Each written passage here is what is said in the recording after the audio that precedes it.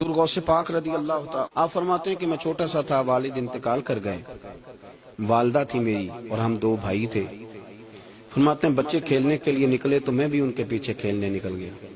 ایک بیل بچوں کے قابو آ گیا، تو بچوں کے قابو کو چیز آ جائے تو پھر وہ اس کا جو حال ہوتا ہے وہ تو ہمیں پتہ ہی، ہم سارے بچے رہ چکے ہیں۔ تو کہتے ہیں وہ بیل قابو آ گیا، کوئی اس کے کان چھیڑتا، کوئی اس کی دم چھیڑتا، کوئی اس کے سینگ چھیڑتا، کوئی کسی جگہ سے اسے تنگ کرتا۔ مختلف بچے اس کو دم سے پکڑ کے ہلاتے، بیل بھاگتا۔ حضور غوث پاک فرماتے میں بھی آگے بڑھا اور میں نے جب اس کی دم پکڑ کے ہلائی تو بیل نے میری طرف منہ کیا اور کہنے لگا عبد القادر تو نہ ایسے کر، بول کے کہنے لگا تو نہ ایسے کر، تجھے رب نے ان کاموں کے لیے پیدا نہیں فرمایا۔ آپ فرماتے مجھے اتنا خوف طاری ہوا، بیل کو بولتے دیکھا تھا پہلی دفعہ، بیل کو۔ اب میرے سنی کو بھی دلیلوں کی ضرورت ہوتی ہے نا، دلیل نہ دیں، کسی بزرگ کی بات سنائیں تو سنی بھی تھوڑا تھوڑا دائیں بائیں دیکھتا ہے۔ یہ شور ایسا ہوا ہے نا، پراپوگنڈا ایسا ہے۔ میں حدیث پاک سنا دیتا ہوں۔ رسول کریم صلی اللہ تعالی علیہ وآلہ وسلم فرماتے ہیں ایک شخص نے بیل پہ سواری کر لی تھی۔ بیل سواری کے لیے نہیں پیدا کیا گیا، سواری کے لیے اونٹ ہیں، خچر ہیں، گھوڑے ہیں، گدھے ہیں، بیل کھیتی باڑی کے لیے۔ بیل نے سواری کر لی،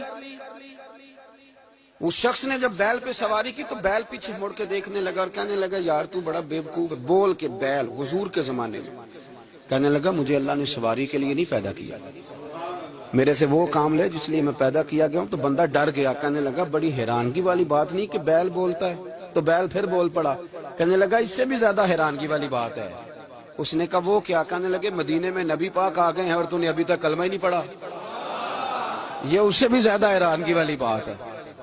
جامع المعجزات میں حدیث موجود ہے، حضور آ گیا اور تو نے کلمہ ہی نہیں پڑھا۔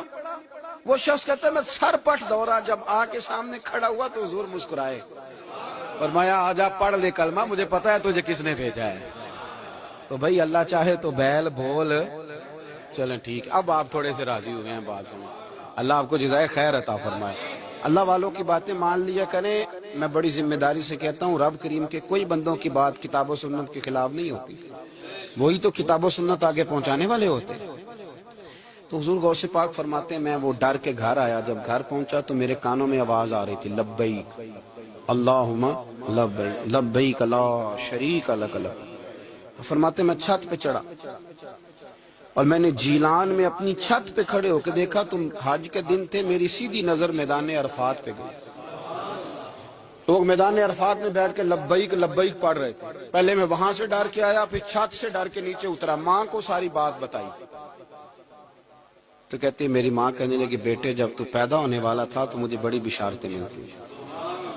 فرماتے ہیں ماں نے کھولا بکسا صندوق تو 80 دینار نکالے۔ میں پتر تم دو بھائی ہو اور تمہارا باپ کل جاگیر 80 دینار چھوڑ گیا، 80 40 تمہارے 40 تمہارے بھائی کے۔